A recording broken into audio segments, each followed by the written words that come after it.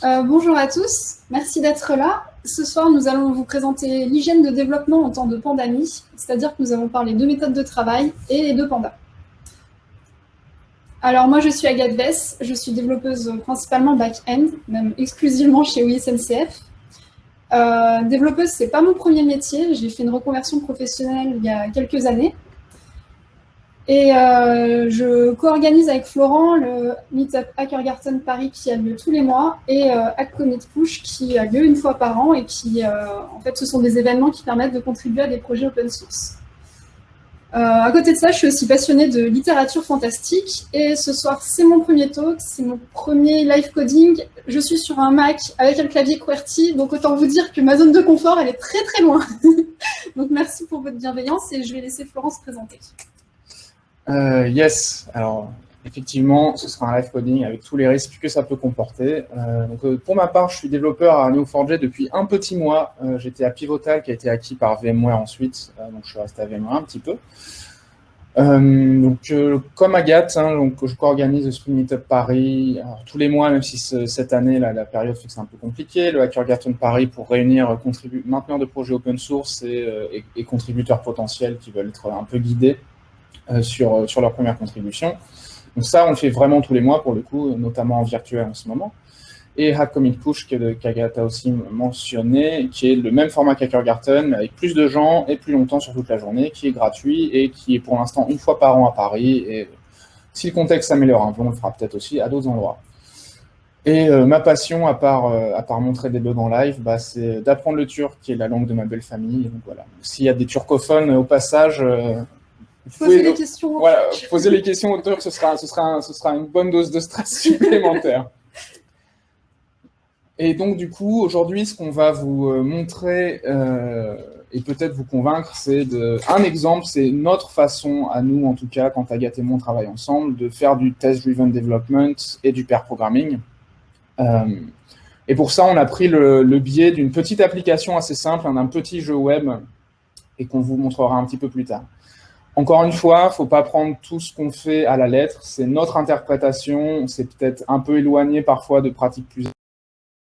Donc, faites-vous votre idée. Nous, c'est juste pour vous illustrer que ce n'est pas quelque chose qui est réservé à une élite ou quoi que ce soit. C'est des méthodes qui sont ouvertes à tous, quelle que soit la code base sur laquelle vous travaillez. Donc, notamment aux débutants. Yes, complètement. Alors, Test-Driven Development, c'est quoi? Test-Driven Development, c'est avant tout un cycle, en fait, un cycle qui est centré sur du feedback. On veut du feedback immédiat. Et ce qu'on va faire très souvent, c'est qu'on va exprimer notre intention, alors le plus souvent sous la forme d'un test exécutable. On va écrire un test avant, donc on va essayer d'exprimer notre intention sous la forme d'un test. Évidemment, le test, vu qu'on écrit avant d'écrire quelque implémentation que ce soit, il va d'abord ne pas passer, il va d'abord être en échec. Donc, il y a cette notion de RAID qui va arriver tout de suite. Donc, ce qu'on veut d'abord voir, c'est exprimer notre intention, vérifier qu'il n'y a rien dans le code qui est prêt pour que cette intention soit déjà réalisée. Donc, ça, c'est l'étape RAID. Ensuite, s'évertuer à faire en sorte que le test, donc notre intention qui a été traduite en code, passe. Et donc ça, c'est l'étape green, parce que du coup, le test va passer, va être en succès. Et donc vraiment faire le minimum possible pour que le test passe. Donc on ne va pas essayer de coder une application entière dans cette étape-là. On va vraiment penser à un aspect particulier de la feature qu'on est en train de développer. Et une fois que ça passe, là, on peut prendre un petit peu de recul. On se dit, OK, donc là, OK, je viens de faire le minimum, c'est très bien. Est-ce que je peux améliorer un petit peu ce que je viens de faire? Tiens, il y a la duplication, par exemple, on fait la même chose à 2 ou 3 endroits différents, peut-être que je peux centraliser ça, etc. etc. Donc voilà, c'est pas juste, on n'est pas juste les œillères, là, on prend un moment, mais pas tout le temps, à un moment bien précis. Quand tous les tests passent, on peut se permettre de réfléchir à améliorer les choses qu'on a écrites. Mais en tout cas, voilà, c'est vraiment centré sur le fait qu'on a un test en échec, un test ensuite qu'on fait passer via des steps minimales. Donc, vous entendrez parfois parler de baby steps, parce qu'on essaie vraiment de faire l'étape minimale. Et enfin, refactorer. Donc, refactorer, c'est un sens bien spécifique. C'est modifier du code pour qu'il soit plus maintenable sans pour autant modifier son comportement observable. Sinon, c'est plus du refactoring, c'est une modification qui entraîne potentiellement des régressions. Donc, ça, c'est pas quelque chose qu'on veut. Et donc, ce qu'il faut voir aussi, et ça on s'en rend compte, pas forcément au début, on s'en rend compte au fur et à mesure avec l'expérience, c'est que le test-driven development, c'est aussi une acceptation que on ne sait pas tout. Et même quand on croit tout savoir et qu'on croit savoir tout implémenter d'un coup, finalement, on fait toujours des erreurs. Donc, c'est aussi savoir rester humble et par rapport à l'inconnu qui se déroule devant nous. Et donc, c'est vraiment l'idée de se forcer. Alors, au début, il faut se forcer. Hein, c'est pas forcément naturel d'avancer pas à pas de ces fameuses baby steps, justement. Donc, vraiment, il y a cette notion d'humilité où dire, je vais me forcer, même si je pense avoir une idée précise ou pas de ce que je veux faire, je vais me forcer à y aller étape par étape et avancer petit à petit. Et mine de rien, hein, il y a beaucoup d'effets de bord positifs du test-driven development. Il y en a un, il se trouve que vu qu'on se force à déclarer notre intention avant d'implémenter quoi que ce soit, donc on va implémenter notre intention sous forme de test, bah ça permet aussi d'avoir un support objectif de communication. Parce que, par exemple, si vous travaillez avec quelqu'un d'autre ou dans une équipe, si quelqu'un arrive pour savoir ce que vous faites, vous dites, bah voilà, je suis en train de travailler sur ce test-là. Et ça, c'est complètement objectif, hein, parce que c'est un test qui va passer ou qui ne va pas passer, donc quelqu'un d'autre peut le lire et comprendre ce qu'on est en train d'essayer de faire. Donc ça aide aussi beaucoup à la communication.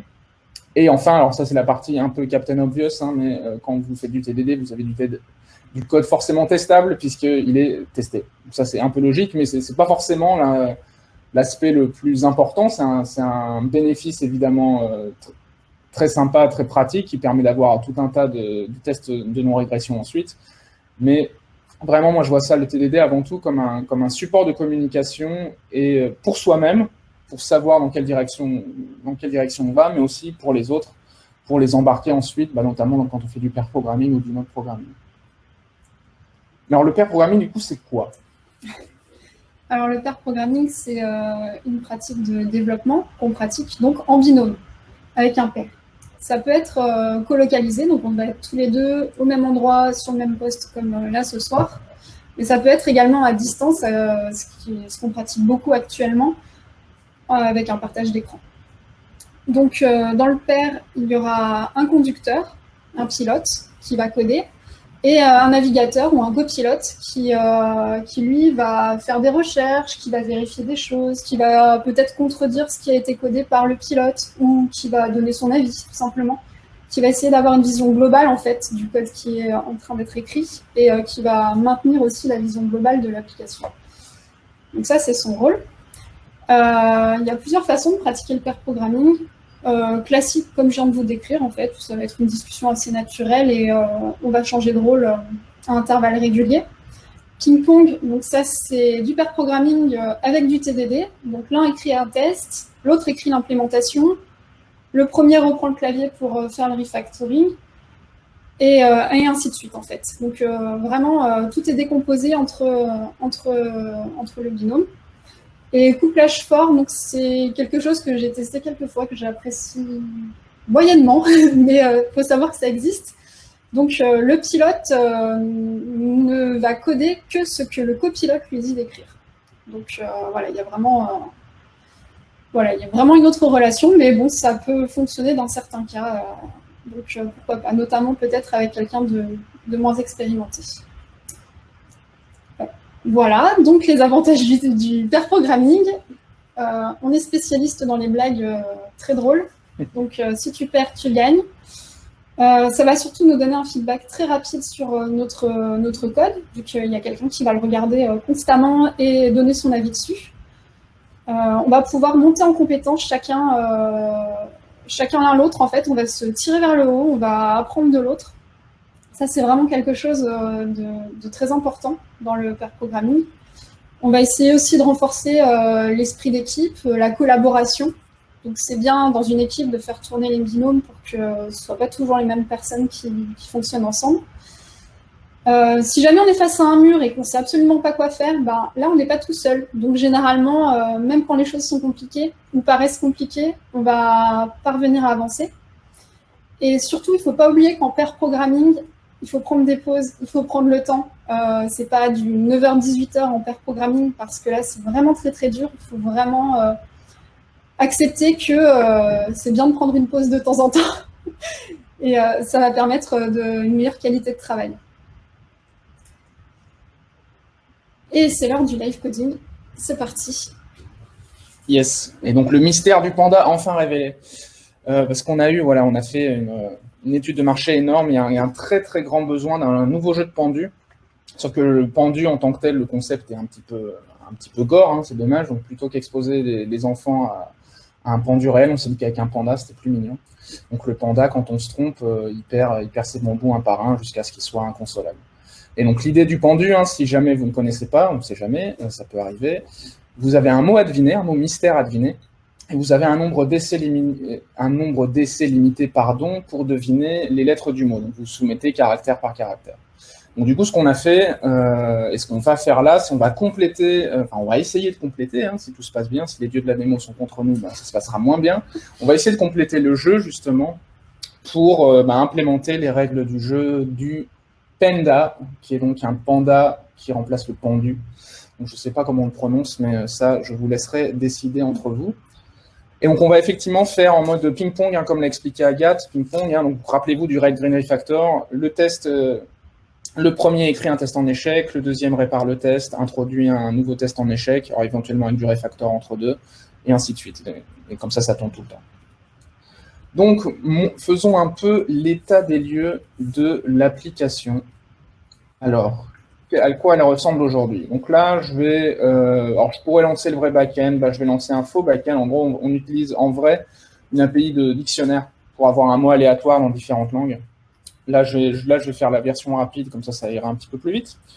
Donc, je démarre mes API derrière, qu'on a implémenté, ça qu'on ne va pas faire en live, hein, parce qu'il nous faudrait 3 heures si on voulait faire l'appli entière en live coding, et puis ce ne serait pas forcément beaucoup plus intéressant pour illustrer un peu nos mécaniques à nous de TDD et de pair programming. Donc, j'attends un peu que l'appli démarre, j'ouvre un beau navigateur. OK, l'appli est démarrée, donc on est content. Et donc derrière, à quoi ça ressemble? Juste pour vous donner une idée, même si là, le jeu, en l'occurrence, il n'est pas complété, hein, il n'est pas fini, donc justement, il va falloir qu'on complète. Donc on choisit une langue, bon, il se trouve qu'en vrai, on en a beaucoup plus. Prenons le français, par exemple. Et on a un magnifique écran où il faut qu'on devine un mot mystère. Donc là, on se rend compte qu'il y a 5 lettres à deviner. Et donc, on va les deviner petit à petit. Donc là, vous verrez qu'il ne va pas se passer grand-chose. Là, j'essaie de deviner des lettres. Il ne se passe strictement rien. Pourquoi? Parce que autant on a terminé le travail de UI, mais on n'a pas encore implémenté les logiques du jeu. Donc, on a une question sur le TCR. Alors, pour le coup, effectivement, il y a Ken Beck qui a introduit cette méthode il y a quelques mois ou peut-être un an, je ne sais plus exactement. J'avoue, je n'ai personnellement pas testé. Donc, je n'ai pas d'avis particulier sur TCR. C'est quelque chose qui est sur ma to-do list, mais malheureusement pas encore au top de ma to-do list. Mais non, pour le coup, pas d'opinion là-dessus de mon côté. Et donc, en fait, ce qui est intéressant aussi quand on fait du TDD ou / du pairing, c'est quand on ne sait plus trop où on en est, c'est de laisser un test en échec. Alors nous, dans notre cas, en fait, on va démarrer par quoi? On va démarrer par un test end-to-end en échec. Donc, on va regarder ce qui se passe, hein, si je lance mon test end-to-end. Et je devrais donc avoir un test en échec qui va me rappeler un petit peu là où j'en suis dans le code. Et ça peut être très pratique, notamment le soir, par exemple, quand vous finissez votre journée, dites, bon, je vais rester sur un test en échec, comme ça, demain, je sais où j'en suis. Je sais où j'en suis exactement. Et donc là, oh, patatras, il y a un test qui ne passe pas. Qu'est-ce que c'est que ce test? Si on regarde un peu plus haut, should display failed items in sorted order. Donc si on regarde un petit peu, donc c'est une appli Angular, hein, au fait. Donc c'est basé sur du Protractor pour les tests end-to-end. Et donc si on regarde, et même si vous n'êtes pas développeur full-time, hein, même si vous ne faites pas de TypeScript, etc., ça devrait être relativement compréhensible ce qui se passe ici, parce qu'on est sur du pattern page object, où on va décrire notre page comme on décrirait une classe classique en programmation orientée objet. Et donc là, typiquement, qu'est-ce qui se passe? J'ai ma page de sélection de langue qu'on a vu tout à l'heure. Je choisis une langue, donc je choisis le français. J'essaye de deviner 2 lettres, et il se trouve que les 2 lettres ne correspondent pas au mot aléatoire qui a été choisi. Alors, comment je sais ça? Vous allez me dire, mais où est le mot aléatoire qu'on doit deviner? En fait, ça utilise le fake backend que j'ai expliqué tout à l'heure, et vous voyez que dans la langue française, le mot à deviner est panda. Et donc, dans Panda, il n'y a ni la lettre E, ni la lettre B. Donc, quand je récupère les tentatives en échec, je devrais avoir dans l'ordre alphabétique le B et le E. Donc, voilà où on en est, et ça ne passe pas. Donc, du coup, ça nous donne déjà une direction dans laquelle on veut aller. On sait déjà que les failed attempts, pour l'instant, ça ne passe pas du tout. Et donc, ce qu'il faut regarder maintenant, alors la page, il se trouve, donc là, on est sur une version un peu idéalisée, hein, du TDD et du pairing ici, parce on a déjà codé l'appli avant, donc on sait déjà plus ou moins dans la direction dans laquelle on veut aller. En vrai, ça met plus de temps, mais il faut accepter que, notamment au début, c'est des choses qui prennent du temps. Mais là, on va aller un petit peu vite, vu qu'on a un temps limité. il se trouve qu'en fait, si je regarde les failed attempts, sur mon template HTML, donc le HTML de la page qui nous intéresse, on va les afficher exactement. Et il se trouve qu'en fait, si on regarde les failed attempts aujourd'hui, ça vient d'un game state. Donc on prend les failed attempts et on les trie par ordre alphabétique, hein, par ordre selon le code de la langue.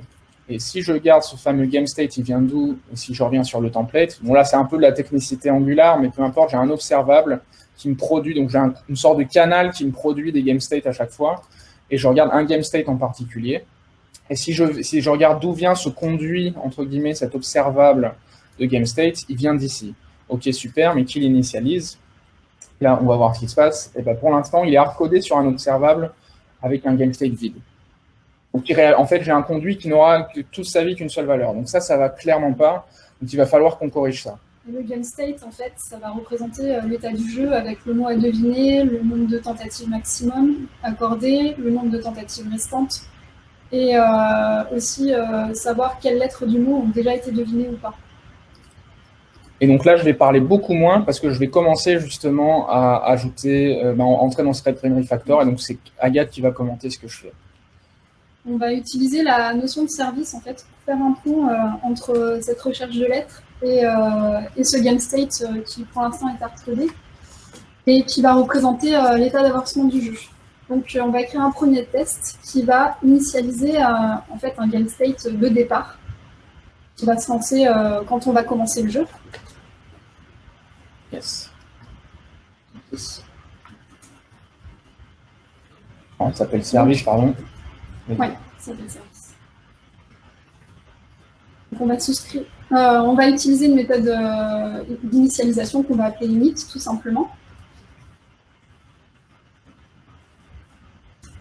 Le mot à deviner sera donc panda. Donc les deux arguments de notre méthode init, ça va être le mot à deviner et on anticipe légèrement, mais on sait déjà qu'on va suivre un canal de caractères en fait. Donc on anticipe un petit peu. Ouais, donc là, vous voyez qu'on n'est pas sur du TDD à la lettre parce que je triche un peu, je sais que je vais en avoir besoin après. En vrai, j'aurais pu me contenter juste du premier paramètre, là, comme le disait Agathe. Ce qui va se passer après, c'est qu'on va... Ah oui, juste une seconde. Game state avec un dollar. Donc le dollar, en fait, c'est une convention Angular qui est largement adoptée, qui indique que la constante game state, là, c'est un observable. Donc nous, on utilise ça généralement. Et on va souscrire à cet observable. Et en commençant à jouer, on va pouvoir recevoir un nouveau game state tout neuf de départ.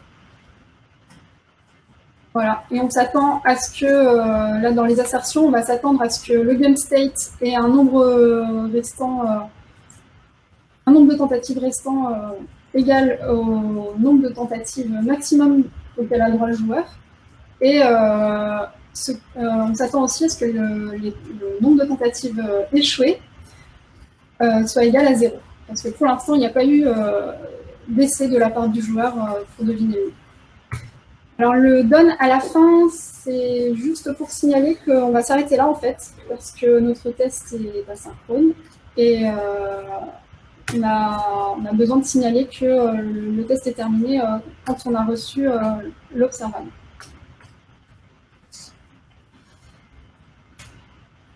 Alors, certains adeptes du TDD s'arrêtent aux erreurs de compilation.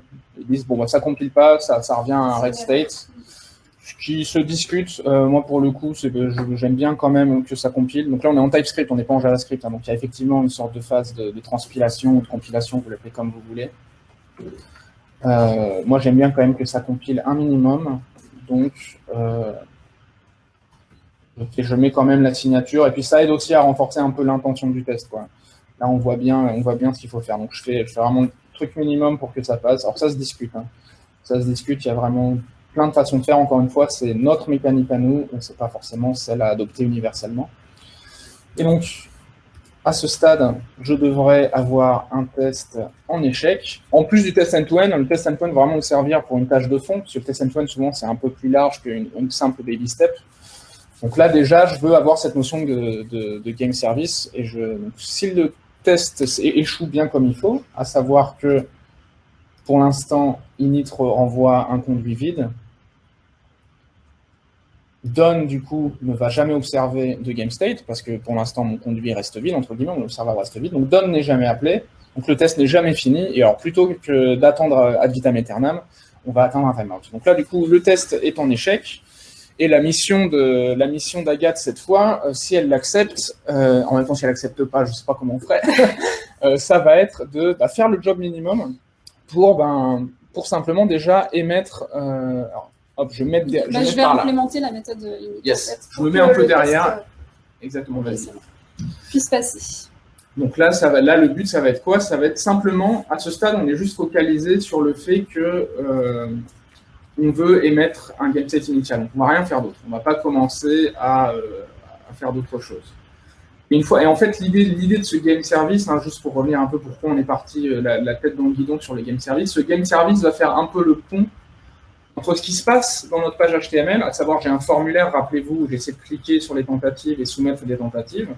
Et donc ça doit être transmis à notre game service qui lui-même va ensuite décider du prochain game state en fonction de la tentative qui a été faite. Donc typiquement, si Panda, je commence par soumettre la lettre P, et alors tu vas avoir un nouveau game state qui dit « Ah oui, bien joué, tu as trouvé la lettre P », du coup on va afficher la lettre P et les autres lettres sont encore à révéler. Et ainsi de suite. Vous voyez qu'il y a les états qui sont calculés en fonction de l'état précédent et de la tentative en cours. Et ce calcul est encapsulé par l'ami Game Service. Ok, je suis désolée pour mon temps de frappe. Hein. C'est assez dur de passer sur un clavier Mac et QWERTY. Et donc là, ce qui est intéressant, c'est que ce qu'a fait Agathe, en fait, elle a utilisé un behavior subject qui permet, en fait, rappelez-vous que c'est un conduit, un observable. Hein, donc si vous subscribez, désolé pour l'anglicisme, si vous subscribez un observable, mais que les valeurs ont déjà été mises, vous n'allez pas les voir, ce sera trop tard. Alors justement, le behavior subject permet d'avoir une sorte de buffer, de cache de la dernière valeur, et du coup, les nouveaux subscribers qui arrivent après vont voir cette valeur. Donc ça, c'est assez utile, comme ça permet de se dédouaner un peu de cette notion de timing qui est un peu pénible. Donc là, le test passe, donc ça, c'est une bonne nouvelle, mais en l'état, c'est pas très, très satisfaisant. Il faut quand même faire la corrélation entre les keystrokes, donc les essais, les lettres qu'on tape pour deviner le mot, et le calcul du game state. Parce que là, aujourd'hui, là, à ce stade, l'implémentation, qu'est-ce qu'elle fait? Simplement, elle va calculer un game state indépendamment de ce qu'on tape. Donc là, le prochain test, qu'est-ce qu'il va essayer de faire?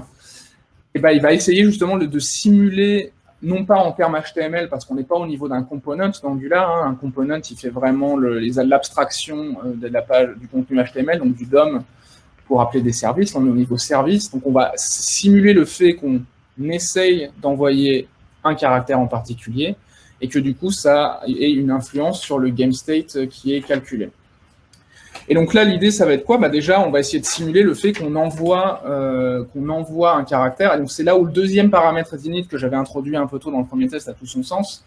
Là, pour l'instant, ligne 30, si vous regardez, on a un off string qui fait strictement rien, et ça, en fait, on va le remplacer par un conduit dans lequel on va publier une valeur. Donc pour ça, observable, c'est une partie dans laquelle on peut seulement lire. Il va falloir qu'on crée un subject juste avant le service init. Et ce subject, c'est un conduit dans lequel on peut aussi écrire. Et nous, dans le test, c'est exactement ce qu'on veut, parce qu'on veut produire des caractères. On veut produire des caractères qui vont dire la lettre qu'on est en train d'essayer de deviner pour le mot mystère. Donc on a un subject, et ce subject, qu'est-ce qu'on va faire? Du coup, plutôt que d'avoir un off-string ligne 31, on va publier la partie lisible de ce subject. Alors attention, c'est Shift sur un QWERTY. C'est les joies du clavier QWERTY quand on n'est pas habitué. Donc on pourrait imaginer un type caractère en TypeScript, bon, ça mettrait plus de temps que ce qui est vraiment intéressant. Donc on ne l'a pas fait, on fait string, ce qui est un petit peu limite, mais... Et donc ce subject, il y a plusieurs usages. Déjà, on va vouloir ligne 31, donc on a un off-string, on va le remplacer par un keystrokes as observable. Ça veut dire quoi? Ça veut dire qu'on va exposer au service la partie lisible. Donc lui, il pourra subscribe dessus, mais il ne pourra pas écrire dedans. On veut vraiment qu'il n'y en ait qu'un seul qui écrive. Et ensuite, qu'est-ce qu'on veut? On veut écrire un caractère dedans. Donc c'est ce qu'on va faire du coup, c'est dans ce subject, on va écrire une lettre et voir que le game set qui est mis ensuite dépend de la lettre qu'on vient d'écrire. Donc typiquement, c'est quelque chose qu'on va faire en fin de test, on va faire juste après subscribe. Et vous voyez l'avantage du TDD, là, c'est que Agathe, elle est en plein stress. C'est ça. Donc, elle est en train de perdre ses moyens en live. mais moi, je suis moins stressé, et du coup, je peux aussi l'aider, vous voyez. C'est quand même l'avantage du pairing, même dans des situations comme celle-là. Et donc là, l'idée, c'est qu'on a ce subject qui s'appelle keystrokes. On va pouvoir faire un next. Next, en gros, c'est pour soumettre une valeur dans le conduit, et tous ceux qui subscribent pourront l'observer. Et donc là, on peut prendre n'importe quelle lettre. Par exemple, la lettre C. Alors du coup, la dernière partie qui reste, c'est adapter ce subscribe. Parce que rappelez-vous, dans le premier test, on a vu j'arrive plus à parler, on émet systématiquement un state initial, donc ça on le sait. Mais du coup, cette fois, ce à quoi on s'attend, c'est que maintenant que j'ai envoyé une lettre, je m'attends à ce qu'il y ait un game state qui ait été calculé, et que mon état du jeu change. Je veux donc voir une nouvelle valeur. Donc pour ça, alors le if va pas forcément se passer tout de suite ici, ça va plutôt se passer dans le subscribe, mais il va falloir qu'on compte. Et une façon de faire, c'est se dire, en fait, on a l'état initial, ça c'est le test d'avant, on va avoir un deuxième état, donc pour ça il faut compter. On va avoir un deuxième game state qui est observé par le subscribe, et si on arrive à un deuxième état, alors on va bien observer que ces caractéristiques prennent en compte la tentative qu'on vient de faire. Ça va être dur. Et donc, on va arriver au deuxième game state, donc on part à 0, donc du coup on va arriver à 1. Si on arrive à 1, là on va pouvoir faire nos expect et notre done pour signaler que le test est fini.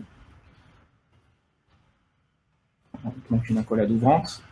Je l'avais mis pourtant. Ouais, mais tu as dû la supprimer bizarrement. Voilà. Et donc ce qui va manquer ensuite, c'est d'incrémenter ce compteur sinon. Commande Alt L si tu veux. Ah. Je vais le faire si tu veux. Non, non, c'est bon, t'inquiète, je vais y arriver. Commande Alt L et ça devrait reformater le tout. Non. Option L. Ouais. Ok. Et il faut donc incrémenter le compteur, sinon on n'arrivera jamais à 1. Yes. Alors. Et donc là, si on regarde ce qui se passe côté test, donc là, notre intention, je pense qu'elle est déclarée suffisamment clairement. On va tenter une lettre et on s'attend à ce que... Alors presque en fait, pas tout à fait. Le test n'est pas tout à fait. Je vais parler un peu vite. Ils sont que les left temps, ce ne sera pas max temps, on n'aura pas le nombre max, on aura max temps moins 1, parce qu'on vient de griller une cartouche, entre guillemets, on vient de griller une tentative, parce qu'on vient de se planter, grosso modo. Et fail de temps, cette fois, ce ne sera pas point size, ce sera fail de temps tout court. Ça va être le set des tentatives ratées qui doit notamment contenir la lettre C qu'on vient d'essayer. Là, du coup, ça y est, on a enfin une corrélation entre les game states qui sont calculés et ce qu'on est en train d'envoyer via cet observable. Et une fois qu'on aura ce pont, alors le keystroke n'existe pas encore, mais on peut se contenter de dupliquer le caractère pour l'instant. Et donc là, à ce stade, ça y est, là, notre intention est clairement déclarée. Du coup, on va voir si le test passe, bon, ce serait très étonnant, mais le test, a priori, ne va pas passer parce qu'on n'émet qu'un seul state initial, et du coup, on ne va jamais entrer dans le if, et on ne va jamais appeler done, et on aura de nouveau un timeout, parce que du coup, le test ne va jamais compléter. Donc voilà, ok. Et donc là, j'arrête de parler et je prends la main pour essayer de corriger les choses. On va essayer de faire la corrélation entre les lettres observées en entrée et ce qu'on a en sortie. Donc, ce qui va se passer, tu veux le mettre en plein écran? Ouais, je vais mettre en plein écran, effectivement, histoire que ce soit plus clair pour tout le monde. D'accord. On va souscrire aux événements d'entrée, donc les keystrokes. Et le but du jeu, ça va être de publier un nouveau game state en fonction des événements qui arrivent. Donc,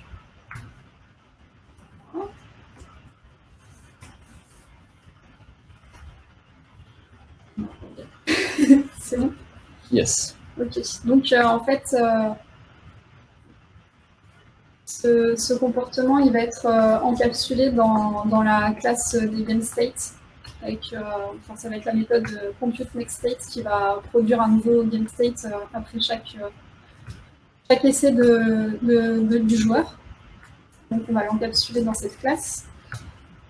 Et elle va prendre la tentative en cours en paramètres et retourner un nouveau game state. Donc en sachant que là, l'objectif c'est d'avoir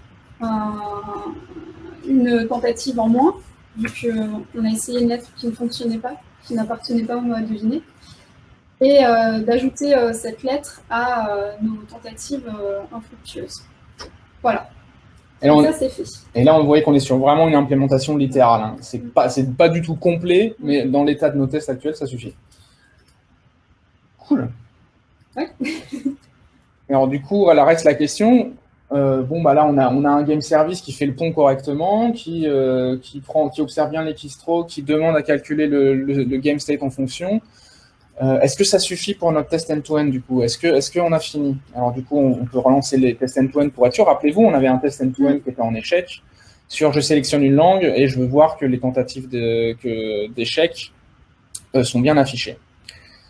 Et alors, bon, ça met un peu de temps, mais je sais pas, je pressens que le test ne va toujours pas passer. Et incroyable, il ne passe toujours pas. Pourquoi? Parce qu'en fait... On a hardcodé game state.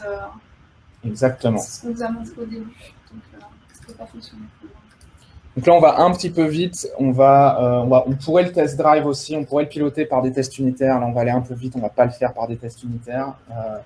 Et du coup, ce qu'on va faire, c'est que plutôt que d'hardcoder ce fameux observable de GameState qui, en gros, va m'émettre qu'une seule valeur dans toute sa vie, on va plutôt passer plus intelligemment par le game service qu'on vient de compléter et lui dire, tiens, voici le mot initial, qui doit d'ailleurs s'appeler, je vais repasser en plein écran, pardon, qui va s'appeler quelque chose, qui va s'appeler Word, par exemple. Et les fameux inputs, donc l'observable, il va venir d'où? Il va venir d'input. Et en fait, si on regarde ce qui se passe plus précisément, si on regarde d'où ça vient, vous verrez qu'en fait, à chaque fois qu'on submit le formulaire, donc avec un caractère, on va publier dans ce subject. Donc c'est comme ça qu'en fait, à chaque fois qu'on initialise le composant, il va initialiser un conduit, un canal, je ne sais pas comment je peux vulgariser ça autrement, on va dire un canal, dans lequel on va écrire à chaque fois qu'on soumet le formulaire. Donc à chaque fois qu'on tape une lettre, on appuie sur Entrée dans la page, et il va envoyer via cette méthode Next un nouveau caractère, et du coup, cette fois, ça y est, le game service va prendre la main et va calculer les game states en fonction de ce qui a été passé. Donc ça, c'est cool. La question, c'est est-ce que maintenant, ça suffit à ce que les tests end-to-end passent? La suspense insoutenable.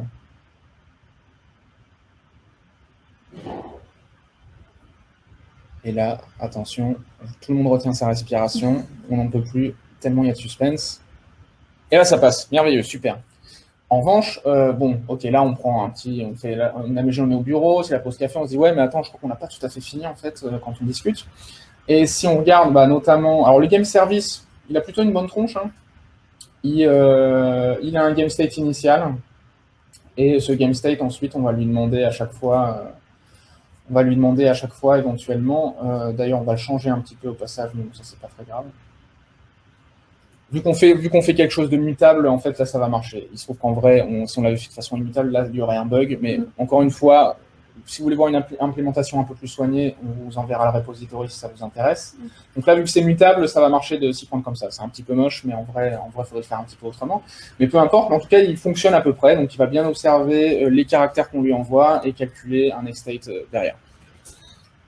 Mais alors du coup, qu'est-ce qui... là, ça fonctionne qu'en cas d'échec. Exactement. Rappelez-vous l'implémentation du compute next state, systématiquement, il dit qu'on perd un essai et que tout ce qu'on essaye est faux. Ce qui n'est pas exactement l'implémentation vers laquelle on voudra aller. Donc hop, du coup, on va commencer. Donc là, on l'a pas forcément. On pourrait ajouter un test end-to-end. Là, on n'a pas trop le temps. On va pas le faire. Mais on va compléter les tests. On va compléter les tests du game state. Et l'avantage, du coup, là, c'est qu'on est complètement isolé d'observable, de pas observable. Là, c'est beaucoup plus simple. On a juste du game state et des attributs à lui passer. Et on est sur des tests un petit peu moins techniques que tout à l'heure. Ouais, la partie technique est terminée. Vous pouvez respirer. Yes. Et moi aussi. Et du coup, cette fois, on va commencer, si je ne m'abuse, parce que je ne me rappelais même plus, qu'est-ce qu'on veut faire? Un essai réussi. Par un essai réussi, effectivement, parce que vous voyez que là, on échoue systématiquement, alors que si l'essai est réussi, il n'y a pas de raison que ça marche. Donc, hop, quelque chose comme ça. Hein, on veut prendre en compte les... alors, désolé pour l'anglais, hein, c'est peut-être pas complètement correct, mais les anglophones, des bilingues dans la salle, on est désolé. Donc, qu'est-ce qu'on a? Donc, on veut un game state. D'ailleurs, j'arrête de parler, puis il faut que je code, il faut que je me concentre. Pardon. Donc, on a un game state, et parce que là, on va essayer de faire des assertions sur ce qui pourrait se passer si le joueur réussit à trouver une lettre. Donc là, rappelez-vous, le mot à trouver, c'était panda. Donc, on va chercher avec la lettre N. On va relancer la même méthode, qui doit produire un nouveau game state à chaque essai de l'utilisateur. Et on va vérifier que le nombre de tentatives échouées va rester à 0. Donc, là, ce sera 0. Et on va également vérifier que le nombre de tentatives restantes va pas diminuer en fait. Parce que quand une lettre est trouvée, on conserve notre nombre de tentatives. Sinon, ce sera un petit peu compliqué. On va aussi vérifier que on va bien afficher en fait les tentatives échouées. Parce que le but du jeu, c'est de montrer aussi aux joueurs que les lettres qui ne correspondent pas au mot, on va lui montrer les lettres qui ne correspondent pas au mot à trouver, puisque sinon ça va être un petit peu compliqué pour lui de se souvenir de tous les essais qu'il a fait auparavant. Et là, vous posez sans doute la question, pourquoi c'est un mot de 5 lettres? Qu'est-ce qui fait que N est dans le mot ou pas? Et c'est une excellente question, parce qu'aujourd'hui, GameState ne prend absolument pas en compte le mot qu'on cherche à deviner. Donc ça, c'est quelque chose qu'il va falloir qu'on corrige de suite, sinon on va avoir un petit souci. Sinon, le test en l'état n'a pas de sens, l'intention n'est pas claire du tout. Donc on va rajouter le mot à deviner au GameState. Donc là, ici, panda. Il n'est pas content parce qu'il n'y a pas de constructeur qui prend. On a deux constructeurs par défaut. On va compléter la classe GameState. Voilà, je bouge un peu par là, c'est plus joli. Ou pas. Hop. Et petit mot magique. Si on met private devant, ça devient automatiquement un champ. Alors là, c'est bien mignon ce que je viens de faire, mais c'est complètement destructif. Là, on n'est pas du tout sur du refactoring. Là, j'ai tout pété potentiellement. Donc, on va rejouer les tests pour lancer ça. Mais du coup, ouais, là, malheureusement, on n'avait pas le choix. Sinon, on n'aurait pas pu aller beaucoup plus loin. Donc, les tests vont... il y aura sans doute des problèmes de compilation. Parce que du coup, an argument forward wasn't provided. Vous voyez qu'il y a plusieurs endroits où je fais un new game state sans lui passer de mots. Donc, forcément, il n'est pas content. Bon, la bonne nouvelle, c'est que ça va se corriger assez vite, puisque le mot, je l'ai déjà sous la main. D'ailleurs, on va prendre au passage. Donc, il y aura déjà ça. On va se laisser guider par la... Là, pour le coup, le fait d'avoir une compilation, c'est quand même assez pratique. Ça permet de tester tous les problèmes d'un coup. Ouais, alors là, on va vous la faire courte. Le problème, c'est quoi? C'est que le init, il est censé émettre un gameset initial, mais dans le test unitaire du composant, on s'isole de l'extérieur, dont le service aussi. Et le service aussi, vous voyez que pour l'instant, il n'est pas fidèle à l'implémentation qu'on a faite. En fait, ce qu'il faudrait qu'on fasse, c'est qu'on émette, si je ne m'abuse, un new game state initial. Sinon, ce n'est plus cohérent avec ce qu'on a fait, c'est pour ça qu'il y a un échec. Alors, en vrai, il aurait fallu qu'on passe beaucoup plus de temps à comprendre. Là, on ne va pas le faire parce qu'on sait où est le problème. Dans la vraie vie, ça prend du temps, mais c'est pas grave, il faut accepter de prendre du temps. La première fois qu'on a codé l'application, on a pris beaucoup de temps. Exactement. Sur des problèmes comme ça. Et donc là, cette fois, on a un test en échec, et si tout se passe bien, c'est le bon. Et là, miracle des miracles, c'est bien le bon. Alors, je vais remonter un petit peu, parce que là, ça fait un peu penser magique, mais game state should account for successful attempt. Et donc là, le test est en échec, et du coup, j'arrête de coder, je passe la main à la caméra ici. Agathe. Il faut que j'arrête de regarder mon laptop. Je me trompe de caméra, c'est ma faute. Ok, donc là, le but du jeu, c'est que je répare le test. Je suis pas sympa parce que je t'ai tout fermé, je crois. Ouais, c'est ça. Il faut que tu rouvres. N'hésite pas à repasser en plein écran aussi. Oui, je vais faire ça. Ok. Donc, je vais aller dans GameState directement. Et en fait, je vais retoucher la méthode ComputeNextState qui ne fonctionnait que pour des essais ratés. Hop. Donc, ce qu'on va faire là, c'est qu'on va vérifier que... c'est moi qui m'explique moi-même. Oui, non, mais en fait, c'est ce que je suis en train de me dire. Je vais te laisser te concentrer, puis je vais expliquer ce que tu essaies de faire. Et donc là, dans l'idée, en fait, c'est le ComputeNextState. Là, pour l'instant, il était assez aveugle. Il disait, de toute façon, vous avez forcément rappelé, c'est ce qu'il dit, en fait. Mais en fait, c'est pas vrai. Il faut quand même vérifier que le mot, donc ça y est, le mot, on y a enfin accès, puisqu'on a introduit un constructeur. Le mot à deviner, on va regarder ses lettres, tout simplement. On va regarder chacune de ces lettres et dire, tiens, est-ce que la tentative que je suis en train de t'envoyer, est-ce qu'elle fait partie de ces lettres ou pas? Et donc, le split sur une string vide, ça permet de récupérer, c'est un petit raccourci qui permet de récupérer toutes les lettres dans un tableau. Et enfin, on pourra demander index of, quel est l'indice du premier élément qui match dans le tableau de keystroke. Et donc, du coup, si on trouve effectivement un indice, ça commencera à 0 ou plus, donc sera supérieur ou égal à 0. Donc, ça veut dire que le caractère qu'on cherche est effectivement dans le mot. Si on n'entre pas dans le if, c'est qu'on est dans le cas où c'est une tentative infructueuse. Et ça, c'est ce qu'on a codé en dessous. Exactement. Donc là, on peut se contenter de rien changer, en fait. Si vous avez trouvé, c'est cool. Alors, la question, c'est est-ce que ça suffit? Est-ce que ça suffit au test? On va regarder. Hop, si on... les tests tournent en continu. Reviens par là en bas. Oui, c'est vrai, je suis hors cadre. Mais, alors, du coup, ça ne suffit pas. Et pourquoi? Parce qu'en fait, il se trouve que si on regarde le test, si on revient sur le test en question,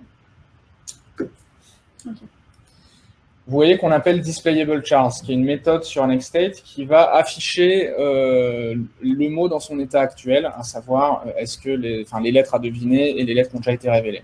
Et si on regarde l'implémentation de displayable chars maintenant, là vous voyez qu'on fait systématiquement un tableau de 5 éléments avec le point d'interrogation. Enfin, donc c'est pas du tout la bonne implémentation. Et donc, c'est là où je me rends compte que j'ai grillé une étape en ajoutant ça dans le test directement, mais c'est pas grave. Du coup, on va le faire ensemble. Donc là, l'idée, c'est quoi? En fait, c'est non seulement, on va commencer par displayable chars, c'est d'avoir le statut des lettres, en fait. Est-ce que chacune des lettres de mots a été révélée ou pas? Bon, on va commencer par la fin. Du coup, on va commencer par displayable chars. Et ce qu'on va faire, du coup, on va prendre la this.word.value. Donc ça, c'est notre mot. Donc ça, c'est la chaîne de caractères associée au mot à deviner. On va encore une fois faire un split pour récupérer les caractères un par un. Donc, voilà, donc là, on va récupérer un tableau de caractères et ensuite, on va transformer caractère par caractère via la fonction map. Il faut faire point .map. Ouais, ça marche. J'ai du mal avec le point. C'est la joie du clavier QWERTY. Ouais. Et donc là, qu'est-ce qu'on va faire? On va prendre une fonction qui prend caractère par caractère. Donc, on va avoir la lettre. Voilà, la lettre. Et du coup, là, on va écrire du code qui n'existe pas encore. Donc là, il faut faire le égal flèche pour la callback. Et on va dire this. Alors oui, tu peux faire comme ça aussi, ça marche aussi. C'est très bien, c'est plus lisible, c'est encore mieux. This.wordState, donc ça, c'est quelque chose qui n'existe pas encore, mais qu'on va expliquer tout de suite après. WordState, c'est quelque chose qui va associer une lettre à si oui ou non elle a été trouvée. Et du coup, WordState, avec son ouvre-les crochets de letter, donc en gros, il va nous donner le statut de la lettre en question. Et donc, si c'est true, donc si on fait if là-dessus, si on met un if autour de ça, donc si c'est true, c'est-à-dire que la lettre a été trouvée, dans ce cas-là, on l'affiche tel quel. C'est ce premier if. Alors, on peut n'est pas obligé de le comparer à true, on peut le mettre directement comme ça. Donc, dans ce cas-là, on peut faire return letter, parce que si la lettre a déjà été trouvée, on peut l'afficher, on a le droit. Si en revanche, donc dans le cas contraire, donc en dehors du if, si c'est false, c'est-à-dire que la lettre n'a pas été trouvée, c'est là qu'on veut afficher le fameux placeholder, le fameux point d'interrogation. Ok. Et donc là, il faut afficher, il faut faire return placeholder. Et du coup, en fait, ligne 15, il va falloir mettre un petit donc point virgule, il faut mettre un petit return devant et supprimer la ligne 21. La ligne 21, du coup, n'a plus aucune utilité. On va faire un return de ça. Attends. Return de ça. Voilà, return du tableau transformé. La ligne 21 disparaît parce que c'était juste une implémentation par défaut, histoire qu'il y ait quelque chose. Et enfin, il reste le fameux WordState à définir et à initialiser correctement et à mettre à jour. Donc du coup, c'est ce qu'on va faire. On peut faire Alt-Entrée pour introduire ce nouveau champ. Voilà. Donc en fait, ça va être, on peut omettre le type pour l'instant, ça va être un simple objet JavaScript. Hein. Et ce qu'on peut faire dans le constructeur, c'est l'initialiser. En fait, au début, par définition, quand on commence le jeu, on n'a trouvé aucune lettre. Du coup, on peut itérer sur chacune des lettres. Donc de la même, this.word.value.split. On va copier. Voilà. Et donc pour chacune de ces lettres, on va faire une simple boucle for dessus. Donc, on va faire for letter of ce truc-là. Et donc ça va nous donner en fait lettre par lettre et on va initialiser ensuite le statut de chacune. Attends. For letter of this. Enfin, ou const même, ça va marcher. For const letter. Dire si c'est une const, il faudra des parenthèses autour du const. Ah, il faut des parenthèses autour de ça. Ah, il faut une parenthèse fermante. Ouais. Et tu peux mettre une parenthèse à la fin aussi. Vous voyez, la joie du pairing, c'est qu'il y a une revue de code immédiate. C'est ce qu'on vous disait. Ouais. Et du coup, dans le for, on va modifier un objet qui n'existe pas encore, à savoir le WordState.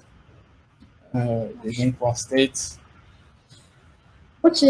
Crochet de la lettre. Attends, c'est ça. Alors, ça va être prêt. Oui, on peut faire comme ça. On peut faire comme ça, effectivement. Et donc, au décrocher, bon. letter, et ce sera false au début, forcément, parce que chaque lettre, aucune lettre n'a été devinée à ce stade. Et donc, on va tout initialiser à false. Par contre, pour pas que ça plante, cette boucle for, il va falloir, juste avant la boucle for, il va falloir qu'on fasse quelque chose. Il va falloir qu'on initialise this.WordState à un objet vide. Sinon, forcément, ça va planter. Donc ça, c'est la première partie du boulot. On a défini le champ et initialisé. Juste accolade, et ça suffira. On peut faire un new object aussi, mais c'est un peu overkill.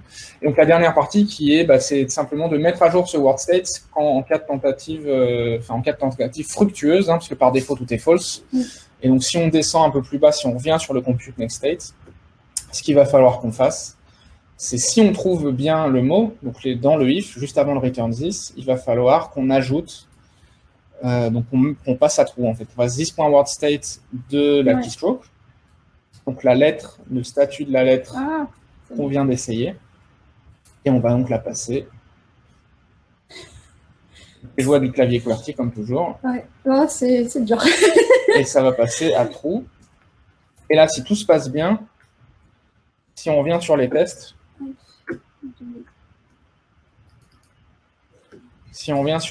là, on devrait avoir le test qui passe. Ok, donc là, le test passe, ça y est, parce qu'on a effectivement une implémentation correcte de l'affichage des mots et aussi de l'état, donc notre test qui se focalisait sur le cas où ça marche bien. Yes.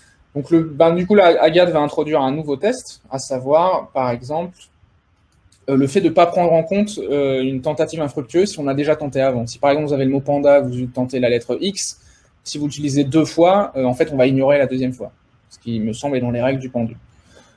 Donc, pour cette fois, ça va ressembler pas mal au test précédent, c'est juste que on va faire 2 compute next state, on va en faire et 2 fois pour la même lettre qui n'existe pas dans le mot.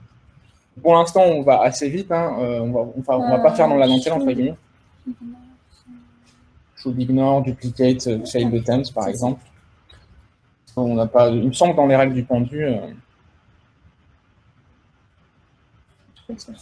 Alors du coup, je vois la question au passage. Quelle règle se donner quant au test? Il peut correspondre à une intention d'architecture logicielle et pas forcément un comportement attendu par l'utilisateur. Alors, c'est une question qui mériterait une discussion beaucoup plus longue, à mon avis.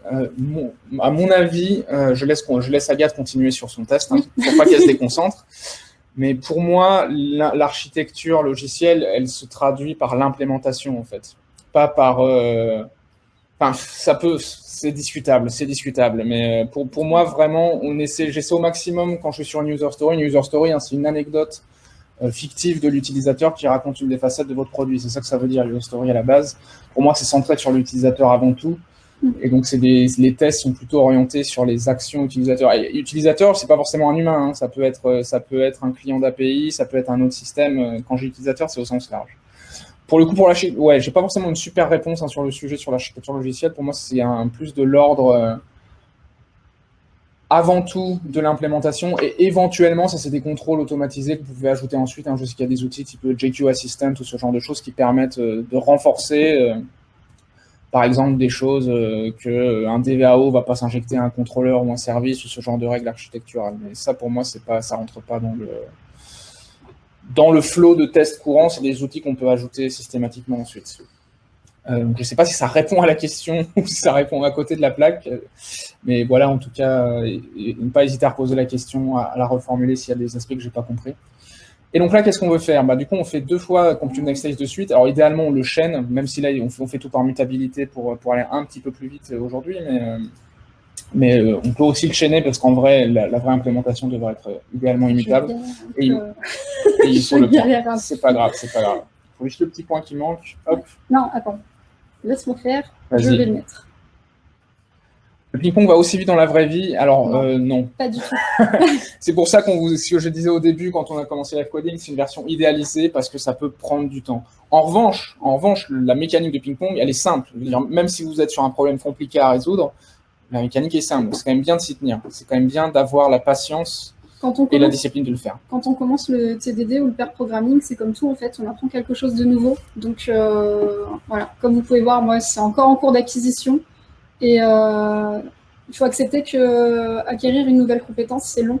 Yes. Et du coup, je reprends la parole violemment parce que je sais que Agathe doit se concentrer sur son test, son test en échec. Et donc là, vous verrez qu'en fait, dans le cas présent, on n'aura que... C'est l'horreur. Alors, ça va pas être... Ouais, faut enlever le point size. Oui. Donc, il y aura que un seul n parce que c'est un set, donc ça, c'est fourni de base, c'est cool. Et les left attempts, on n'aura perdu qu'une parce qu'en fait, le n, on l'a déjà tenté avant. Donc oui, non, alors pour revenir à la question, le ping-pong va-t-il aussi vite? Non, c'est idéalisé, là on sait déjà plus ou moins ce qu'on fait, ce qui est rare dans la vraie vie, hein. En général on est plus dans l'inconnu, ce qui justifie d'autant plus à mon sens le test-driven development qui force vraiment à réfléchir étape par étape. Et pour vous donner une petite anecdote, un des premiers projets que j'ai fait à Pivotal Labs, les 2 développeurs Pivotal Labs, donc moi et un collègue, on avait une stack Angular, on connaissait pas Angular, on connaissait AngularJS, on connaissait pas Angular. Je pense que on a mis... je crois qu'on a mis 2 jours la première fois à faire passer le test, ou quelque chose comme ça. Et ça paraît énorme, hein. Et dans des environnements un petit peu malsains, malheureusement, passer 2 jours à essayer de réparer un test, c'est pas quelque chose de bien vu. Et n'empêche que, pendant 2 semaines, on a galéré, mais on s'est tenu à cette discipline de ping-pong, de TDD et de pairing. Et on a quand même shippé une première version en production en 3 mois. Et on connaissait rien d'Angular. Donc vraiment, faut pas avoir peur. Ok, donc c'est fait l'attempt.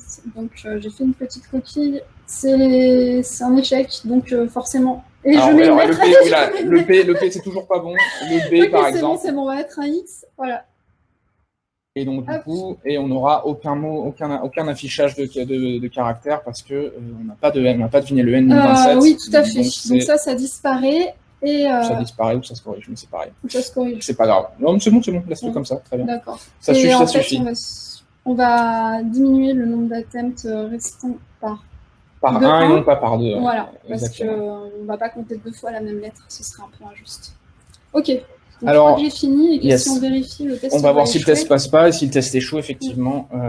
Hop, super, il échoue, donc c'est à moi, donc je vais parler un peu moins. Alors sur la question du clavier, oui, à Pivotal Labs, on avait chacun son clavier, certains en QWERTY, certains en AZERTY. Donc, la plupart du temps, avec Florent, on fait du pair programming à distance, donc chacun a son matériel, c'est beaucoup plus simple. Là, c'est exceptionnel parce que la distance rendait la chose un peu plus compliquée à gérer. Comment on gère les habitudes de raccourci, par exemple, dans des équipes variées? Ça dépend de celui qui pilote, en fait. Celui qui code peut garder, pour moi, ses habitudes de raccourcis. Moi, j'ai appris énormément de raccourcis parce que Florent, chaque fois que je fais quelque chose, me donne le raccourci directement. Mais voilà, le but, c'est toujours de monter en compétence chacun, d'aider l'autre à s'améliorer.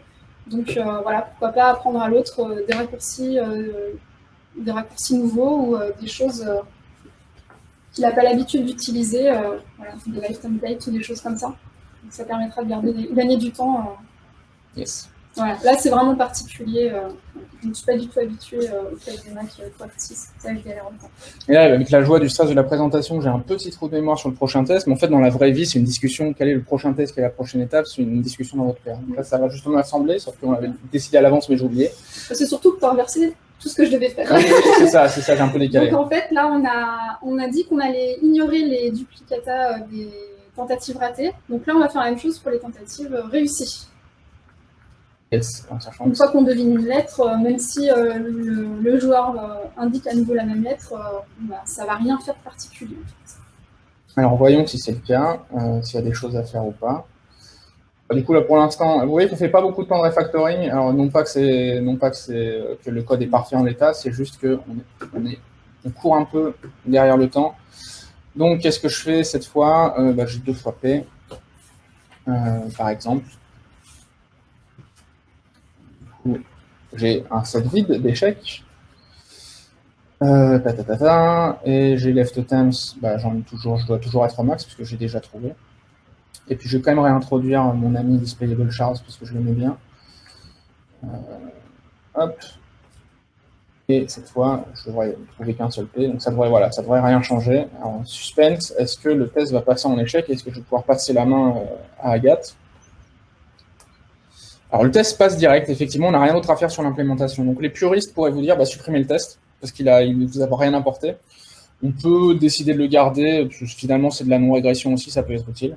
Donc là, franchement, c'est à vous de voir aussi, hein, on n'a pas de vérité absolue. Du coup, moi, je vais le garder pour l'instant et on va passer à la suite, parce qu'il ne nous reste pas beaucoup de temps. Donc, ouais, on va peut-être déborder de 5-10 minutes. J'espère que les orgas ne vont pas trop être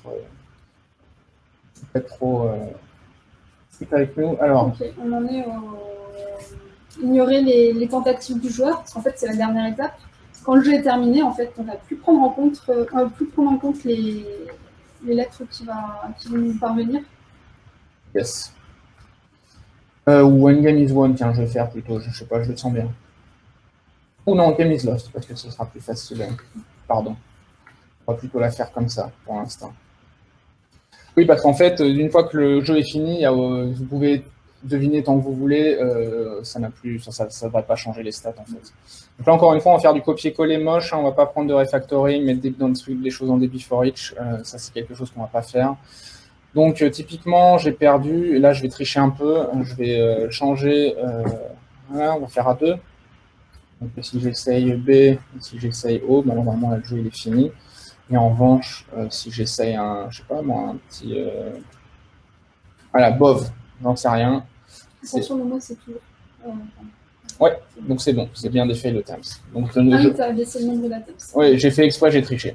Donc là, dans les fail de times, je devrais avoir que B et V. Le haut ne devrait pas être pris en compte parce qu'en fait, le jeu a été fini. J'ai que 2, j'ai forcé à 2 tentatives max ici.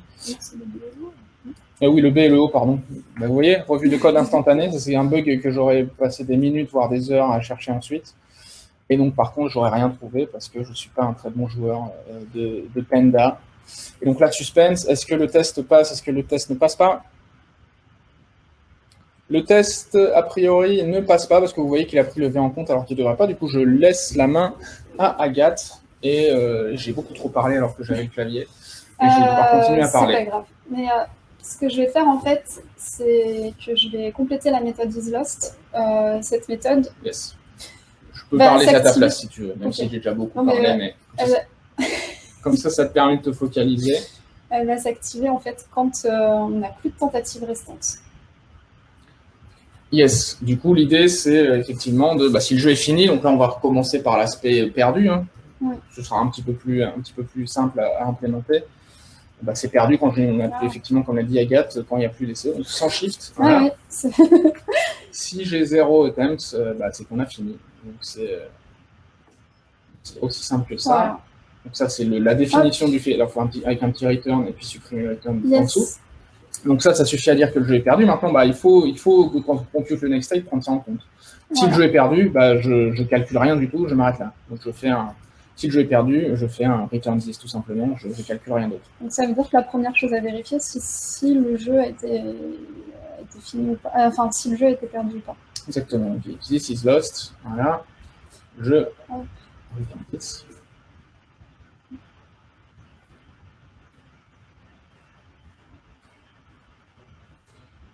Ok, c'est bon. Alors là, est-ce que le test passe suspense insoutenable?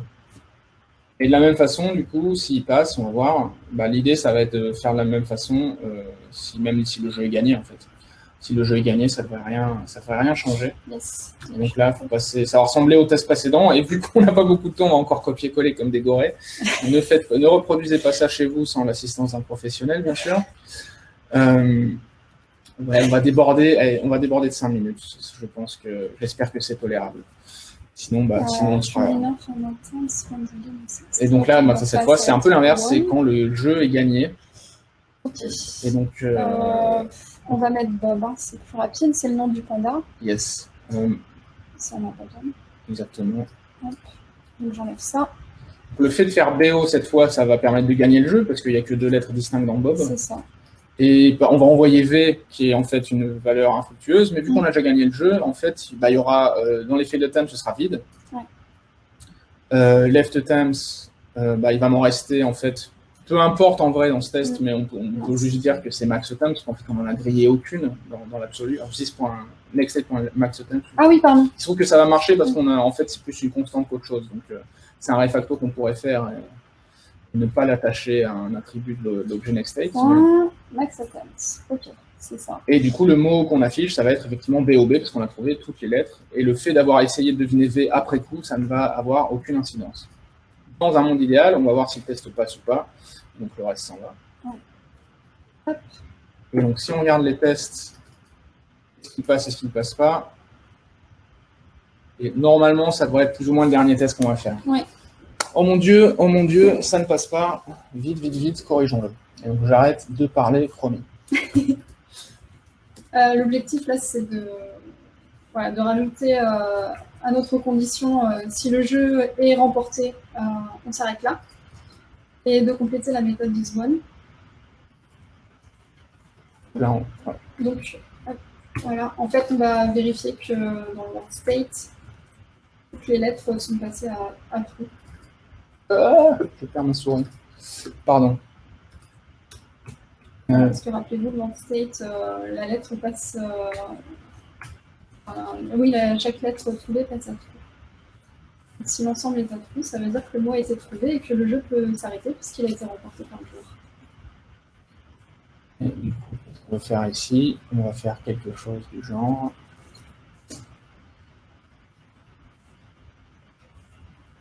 En fait, je fais une réduction, hein, je fais un et surtout, et si j'ai un false au milieu, au début ou à la fin, si je fais false et quelque chose, c'est forcément false.